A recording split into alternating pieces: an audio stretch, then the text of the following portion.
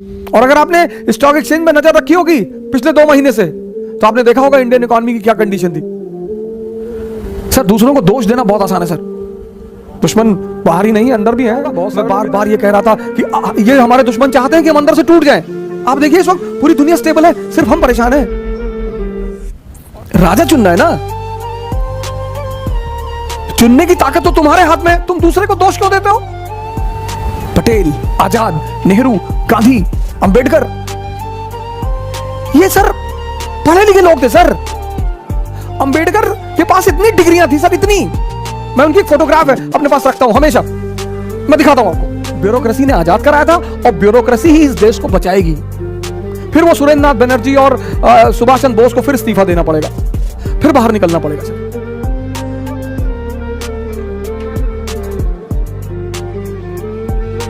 जय हिंद फ्रेंड्स। हमारी आदत है हर फेलियर पर, हर बात पे दूसरे को दोष देना, ये हमारी आदत है, नेचुरल। भगवान का यही मंजूर रहा। भगवान का क्या मंजूर था? कोई नहीं मिला तो भगवान को पकड़ लिए। महमूद गजनी आया, कहा अरे वो मुसलमान था और हिंदुओं को लूटना चाहता था। तुम कमजोर हो ये कभी नहीं मानोगे, तुम अपनी गलती कभी नहीं मानोगे। चलो महमूद गजनी चोर था, 1000 AD मान लिया, चलो ठीक है, मुसलमान था, तुम्हें लूटने आया था। तैमूर आया, वो भी भैया बहुत बदतमीज आदमी था भैया, हम लोग को लूटने आया था, मतलब फिर उसी की गलती। नादिर शाह आया, फिर मारा, फिर लूटा, लेकिन उसी की गलती। अब्दाली आया, फिर मारा, फिर लूटा, फिर उसी की गलती। फिर 200 साल अंग्रेज आके लूटे, इंग्लिश। अंग्रेजों ने हम लोगों के साथ धोखेबाजी की। तुम 5 रुपए के सिक्के पे पैर रख के खड़े हो जाते हो, तुमसे कौन धोखेबाजी करेगा? सड़क पे 5 रुपए का सिक्का पड़ा हो तो ऐसे पैर रख के खड़े हो तो देखते हो इधर कोई ना देखे तो उठा ले।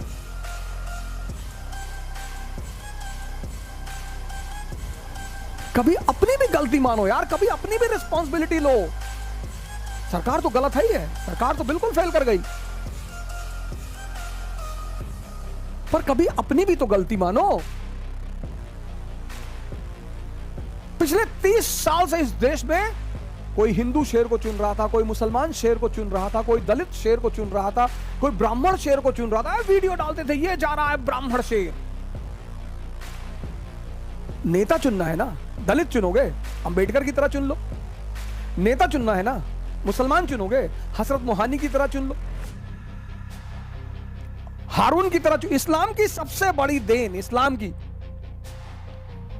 की सबसे बड़ी देन जो इस देश के 90% मुसलमानों को नहीं पता है। राजनीति में इस्लाम की सबसे बड़ी देन, राजनीति में नहीं पता, वो है एनलाइटेंड एरिस्टोक्रेसी। ये इस्लाम की सबसे बड़ी देन है, एनलाइटेंड एरिस्टोक्रेसी। और इसमें 2 नाम इतने महान हैं, एक अल हारून और दूसरा उसका बेटा अल मामून। सर पढ़िए कभी इनके बारे में। 90% मुसलमान। औरंगजेब का नाम जानते हैं? इन लोग का जानते हैं? औरंगजेब बड़ा बढ़िया आदमी था, चच्चा थे तुम्हारे ना। भाई साहब वो महान आदमी था, हाँ बहुत महान था। एक बार आसमान में से उंगली डाल के छेद कर दिया था, वो बाद में नासा वालों ने भरा। ये इन्होंने एक डिपार्टमेंट बनाया सर बगदाद में, बैतुल हिकमत।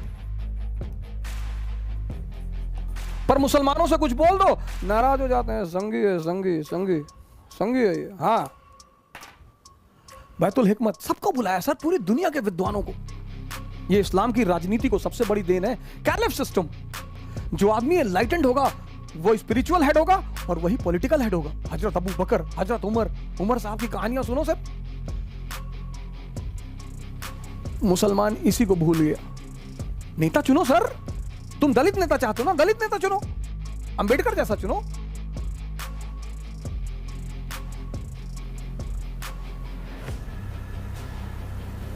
कोई हारून जैसा चुनो।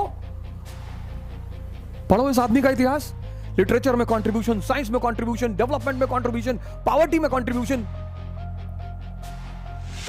नहीं वो आरएसएस वाले जो है मुसलमानों के पीछे 2014 में आए, 2014 में आए, उससे पहले की कंडीशन देख लो, सच्चर कमेटी की रिपोर्ट। अरे नहीं, वो आप नहीं समझ पाएंगे।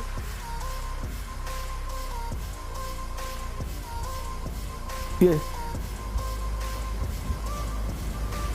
पटेल, आजाद, नेहरू, गांधी, अंबेडकर, ये सर पढ़े लिखे लोग थे सर। अंबेडकर के पास इतनी डिग्रियां थी सर, इतनी। मैं उनकी एक फोटोग्राफ है अपने पास रखता हूं हमेशा, मैं दिखाता हूं आपको।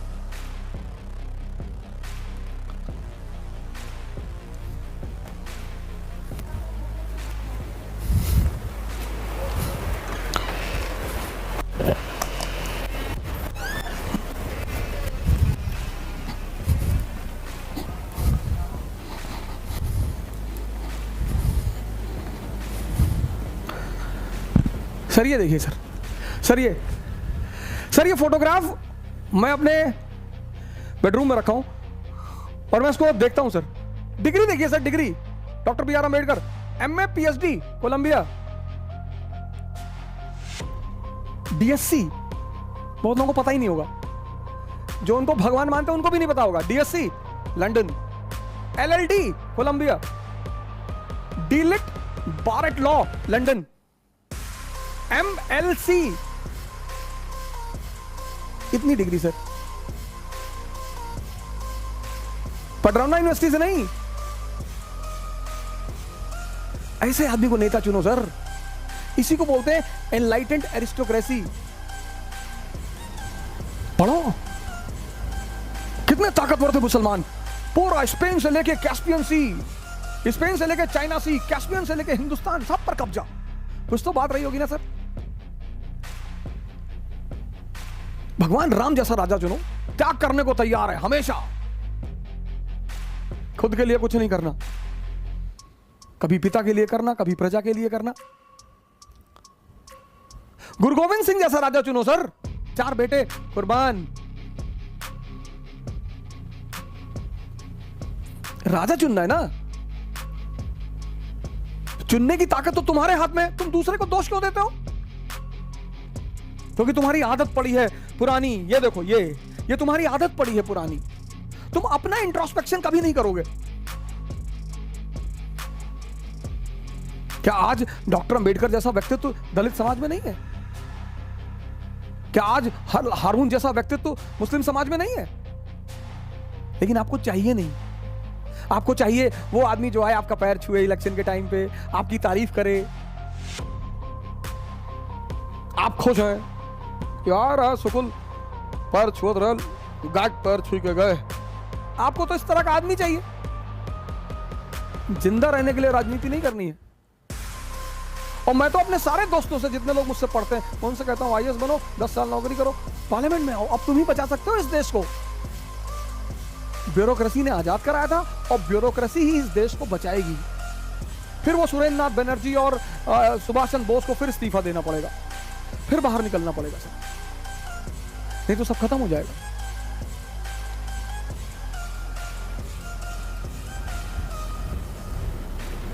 अभी सर देश बहुत संकट से गुजर रहा है, हम बहुत संकट से गुजर रहे हैं सर। अभी बहुत संयम रखने का समय है सर, अभी बहुत संभलने का समय है सर। इतना दुख चारों तरफ, इतना दुख। हमने अपनी जिंदगी में ऐसा कभी नहीं सोचा कि ऐसा दिन देखने को मिलेगा सर। सुबह उठो, सुबह आंख आदमी डर के उठ रहा है सर कि यार पता नहीं किसका मैसेज आ जाए। हमारे रवि भैया थे, हमारे साथ रहते थे, जज थे ललितपुर में, अभी ट्रांसफर होकर लखनऊ आए थे। हमारे रूम पार्टनर थे इलाहाबाद में, उनकी वाइफ की डेथ हो गई, वो खुद ही हॉस्पिटल में है।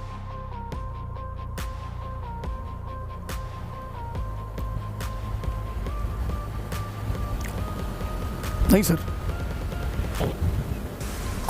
बिल्कुल नहीं सर। Positivity फैलाइए sir. मैं जानता हूं जो लोग बहुत असीम दुख से गुजर रहे हैं, एक एक घरों में 3-3, 4-4 मौतें हो गई, घर ही तबाह हो गया सर, विक्षिप्त हो गए लोग।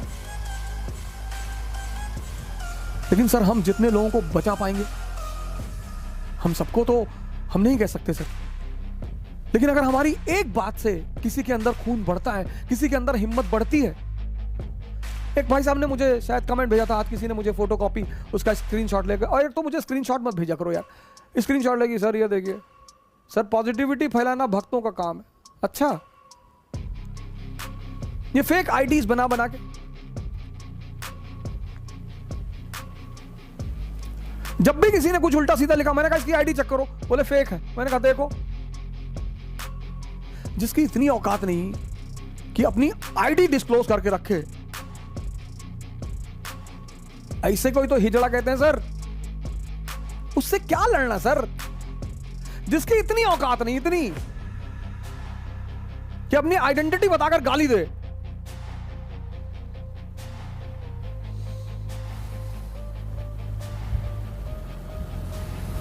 सर हम इलेक्शन पर बाद में चर्चा करेंगे सर,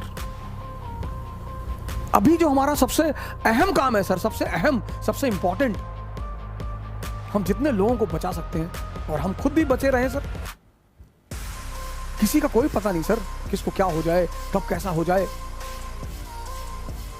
आप अगर पिछली नौजवान क्रांति में आप हमारे साथ थे तो आपने गौर किया होगा, मैं बार बार ये कह रहा था कि ये हमारे दुश्मन चाहते हैं कि हम अंदर से टूट जाएं। आप देखिए इस वक्त पूरी दुनिया स्टेबल है, सिर्फ हम परेशान हैं। और अगर आपने स्टॉक एक्सचेंज में नजर रखी होगी पिछले 2 महीने से, तो आपने देखा होगा इंडियन इकोनॉमी की क्या कंडीशन थी। आपने देखा होगा वैक्सीन डिप्लोमेसी, कैसे पूरी दुनिया के देश अप्रिशिएट करने लगे थे।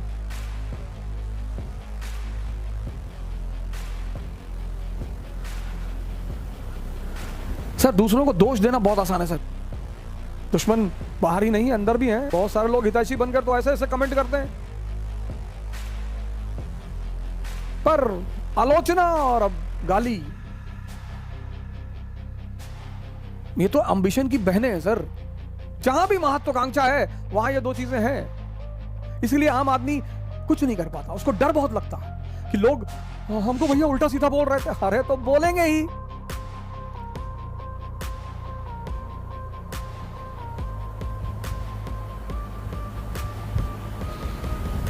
गांधी को बोलते हैं, नेहरू को बोलते हैं, नेपोलियन को बोलते हैं, किसको नहीं बोलते। गलत चीजों को मत पकड़ो सर, गलत चीजों को मत पकड़ो। एनलाइटेंड, आप अगला जब इलेक्शन आए तो मेरी ये बात याद रखिएगा, सब भूल जाइए ये बात, ये जो मैं आपको बोला हूं, एनलाइटेंड एरिस्टोक्रेसी, ये सर जबरदस्त, ये जबरदस्त शब्द है सर, एनलाइटेंड एरिस्टोक्रेसी। आप अपना आदमी चुनिए, अपना। और कौन पार्टी, कौन सा दल, कौन सा नेता पिछले 30 साल नेहरू जी ने किया इस देश के लिए, बहुत किया। और महान आदमी शास्त्री जी तो अरे बाप रे बाप, 12,000 रुपए अपनी कार का किस्त नहीं दे पाए Shastri ji.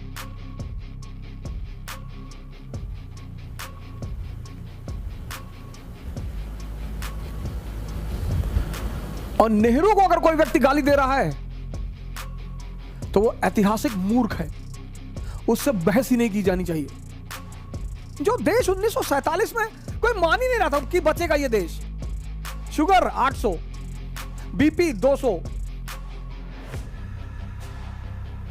Uric acid 20, triglyceride 500, उसी पे निमोनिया, कोरोना, लोग कह रहे थे बचेगा ही नहीं आदमी, ये देश बचेगा ही नहीं। ये स्थिति थी 1947 में भारत की, और वहां से वो आदमी निकाल कर लाया।